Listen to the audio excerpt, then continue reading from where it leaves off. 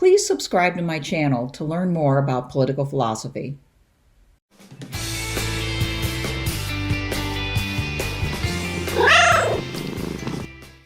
So the epilogue in McCarraher's book is the best part, and one of the things it does right away is remind us of the concept of imperial decline.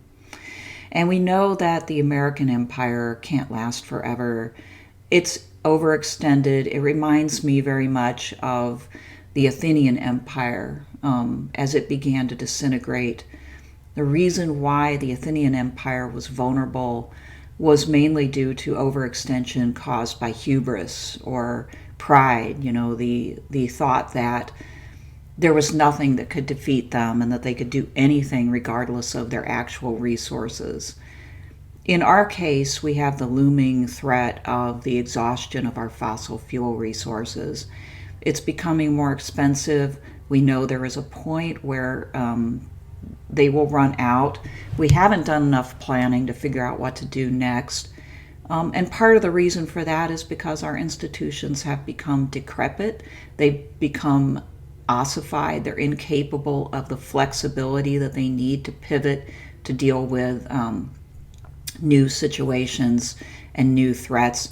And we have a sort of senility in our political and cultural institutions in which we repeat and repeat and repeat the same aspirations, the same solutions. It's not working, and I think that it's clear that the American empire is in decline. That may not be all bad news, but McCarraher points out this decline and this inability to think of anything new, to be able to have a new vision that supersedes and is better than the old, in a way that is similar to Mark Fisher's concept of capitalist realism. This is a quote from McCarraher's book. He says, "Despite the populist umbrage that has surged through American political culture since the presidential campaign of 2016, most Americans remain far from serious about a new way of life not indentured to capital." That just means that, we understand very well that capitalism keeps bringing us these crises. It keeps transforming more and more into a system that seems to get rid of as many workers as possible in favor of automation. But we don't know anything better. We don't know what to do about that. Whenever somebody comes up with a vision for what we might do, we tend to reject it. And I think that's out of fear. In other words, we don't like what we have, but we're very afraid that whatever else there might be will be worse. And this is a very cramped, uncreative way of thinking, very restricted. Much of what is possible is hived off as impossible. And yet we are living at a time when we have developed the most incredible technology. We are at the very peak of our knowledge, even as flawed as it is, in science and technology. And capitalism has both brought us to the brink of, say, ecological as well as cultural destruction, but it's also proven that we have the capability to do the opposite, to do way better, because it proves what can be built, if human beings put all their energy and intellect into what they're doing. But we haven't asked the question effectively enough, what is all this for? Okay? To do that, McCarraher seems to be indicating that we need an attitude change more than we need any further technological change or even political change in the sense of political institutions. We need an attitude change. The attitude is what stops us from being able to think creatively, and it is what is necessary for us to move forward. We don't need to bow down to what he calls market predestination, but we do. We don't need to bow down to what Ellul would call technique, but we do. And McCarraher says, even in the stampede for consumer goods slumbers, quote, a sacramental quest for transcendence, reveries of what might be. All around us, in our most craven spending, in our restless moments, we are grasping for something far better. This is part of what keeps consumer capitalism alive. Maybe it's the thing that keeps it alive, is our desire for something better. But McCarraher has argued, and I agree with him, that is a ruse, right? The promise that we can really attain something far better through what we're doing now, inasmuch as all of the prodigious powers that we have are being thrust into keeping alive this endless growth model of consumer capitalism. Think about what we could do if those energies were poured into something else. So in the question, what is to be done? Okay, McCarraher is very forthright, and it's really refreshing, especially for an older scholar, to basically say something that is going to be attacked as extremely naive, right? That's the way it always goes. As soon as you talk about something visionary, something different, you are going to be called naive, utopian, and just hopeless. McCarraher says our best hope for an imaginative and political antithesis to capitalist enchantment resides in the lineage of romantic sacramental radicalism. So in his book, he spent a lot of time on the romantic movement. And here he's coming back to that and saying, if we're going to look for, in our intellectual and spiritual heritage, for a starting point, that we could build on to build something better, it would be, in his opinion, in romanticism, in the sacramental radicalism that emerges from romanticism. And remember, sacramental means, among other things anyway, this sense that the world and the human beings, everything that is created by God, is holy, and therefore has to be seen in this way in order to be treated and dealt with correctly, and that anything less than doing that is a violation of that holiness, or basically a sin. So when it comes to human labor, for instance, McCarraher reminds us that we are homo faber, we are creatures who make things, right? But we are also imago Dei. We are made in the image of God, according to the Judeo-Christian religion. And if that is the case, then our work, the extension of who we are, our creative labor, should be treated, in a sense, as holy, right? And so he calls for a return to labor that's artisanal, which I don't think means a return to, the horse and buggy days. Okay, I don't think that McCarraher, and certainly I am not, hostile to technology, even high technology, but it needs to be used by human beings for human purposes. Here's a quote that I particularly liked from this epilogue. He says, "If Homo faber is also imago Dei, the quintessential sacramental image of divinity, then the first question about labor is not how much can be produced in the shortest amount of time, but what kinds of labor and what kinds of goods best contribute to human flourishing.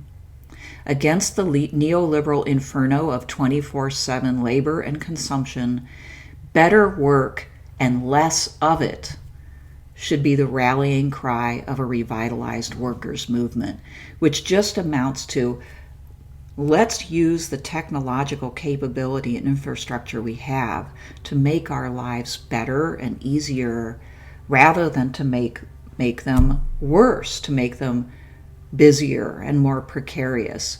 Clearly, something has gone wrong, and this way of thinking points out what that is. We have dehumanized, and to dehumanize is to not respect the human person in his dignity as created by God. McCarraher then addresses the looming question, so do you want communism, in the sense of, the old 20th century Stalinist totalitarian communism? And he does his best to try to make a distinction between that and what he wants, because he knows that that's where people will go. And he says communism, of course, triggers nightmares of authoritarianism, misery, and incompetence. Images of jackboots, prison camps, and queues would appear to dispel any resurrection of the hope for a communist paradise. Yet, when even a pope can write and be tagged with the predictable epithet of Marxist, that, quote, the earth is essentially a shared inheritance whose fruits should benefit everyone, end quote, then the communists of the old school, as Ruskin called himself, communists who appeal to the spirit of the medieval commons, not like Marx to the spirit of the industrial factory, have an opportunity to educate our contemporaries in the longer and broader tradition of communitas. So he's not asking for, if anybody had any sort of notion that he was, he's not asking for like Soviet-style communism. What is this, right? It is an auto plant entirely or almost entirely run by robots. Is this what we want? Is this good for human beings? Only if human beings were doing something else other than being put out of work and put into precarious, job circumstances.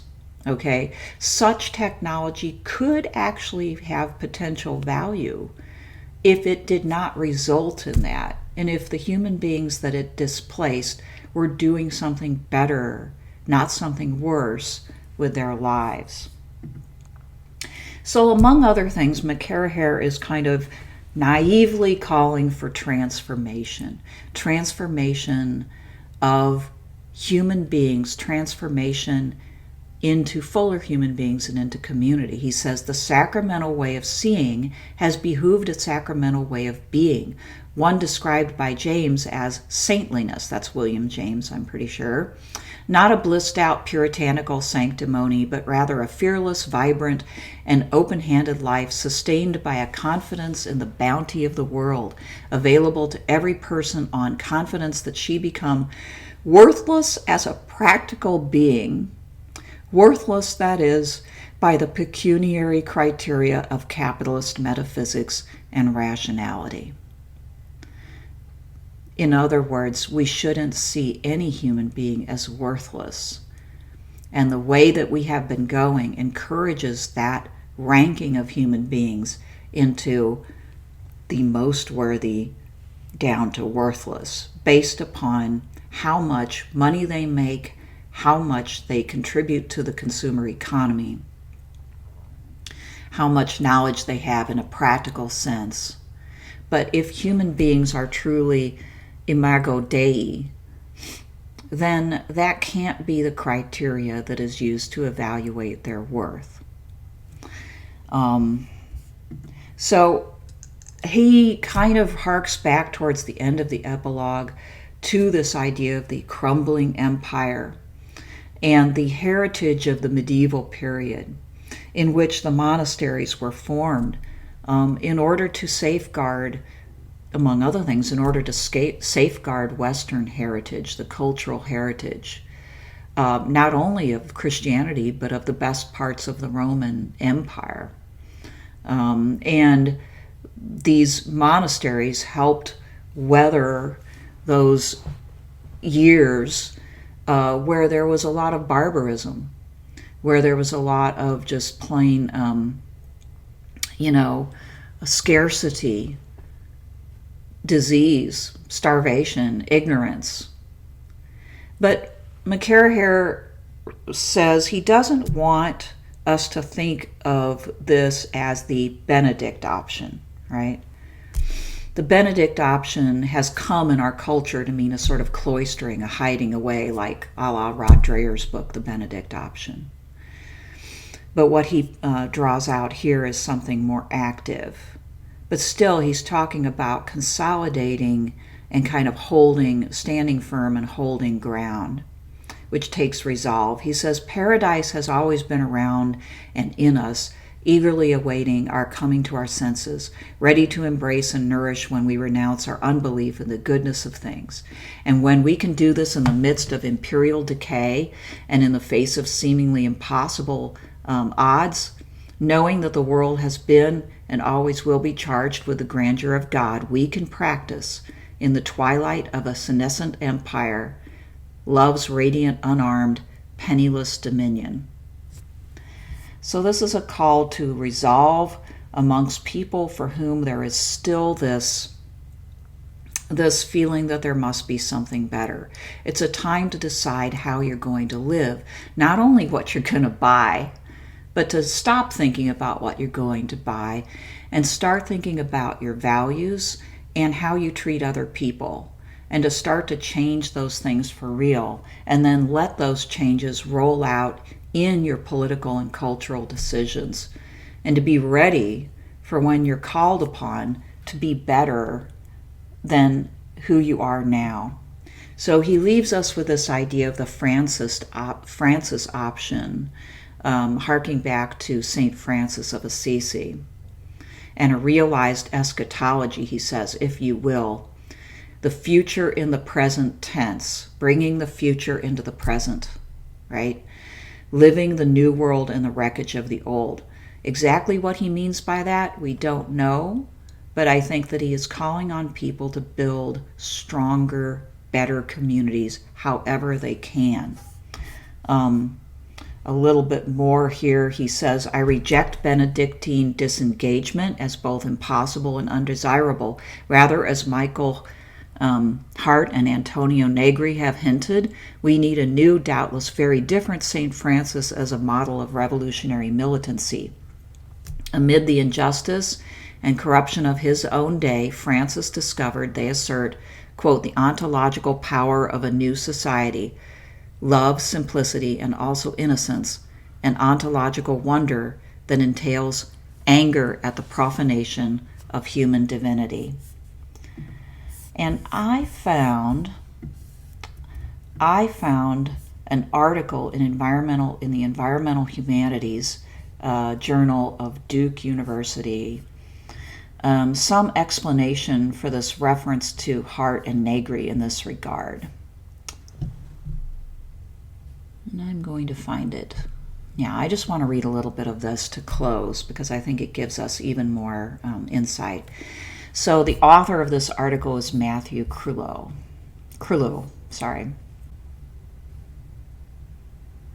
So Krullo writes, Francis has been the favorite of a very lot of thinkers, a living poem and a mirror of Christ for G.K. Chesterton, an exemplar of cosmic love for phenomenologist Max Scheler.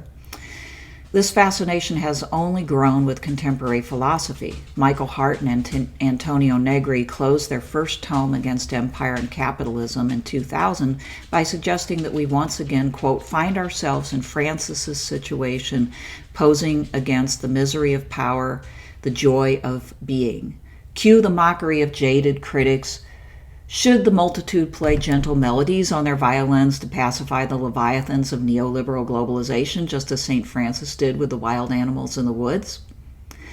But those more attuned to the operative legacy of religious discourse and practice continue to trawl the Franciscan archive for genuinely political potential, opposing poverty, the common, and interdependence to consumerism, property, and dominion. Giorgio Agamben, for example, passing through some monasteries on his approach to the summit of his Homo Sacer project, claimed to unearth, beyond Christian exegesis and hagiography, quote, perhaps the most precious legacy of Franciscanism, to which the West must return ever anew to contend with as its undeferrable task, how to think a form of life, to think life as that which is never given as property, but only as common use, a common use. The humble and joyous spirit of St. Francis lives on, renewed and reinvented, stigmatic, nature mystic, communist, anti-instrumentalist, panpsychist, animalist, form of life experimentalist. So when, for the first time in the history of the Church, the new Pope took the evergreen saint as his namesake, guide and inspiration, reactivating a precious and fertile inheritance, the ripples were also felt widely outside the Church. and the publication of the 2015 encyclical Laudato Si confirmed the vigor and intention with which Francis took up this flag. The letter did not merely address doctrinal issues for the upper echelons of Catholic hierarchy, but spoke strongly to contemporary ecological and social issues. Directed to every person living on this planet, Catholics and atheists, post-secularists and critical theorists, delusians and Bonaventurans, practicing and non-practicing, or practicing otherwise. I hope you read the rest of that article. I'll put it in the notes below. That's it for McCarraher. Highly endorse the book. Everybody should read it.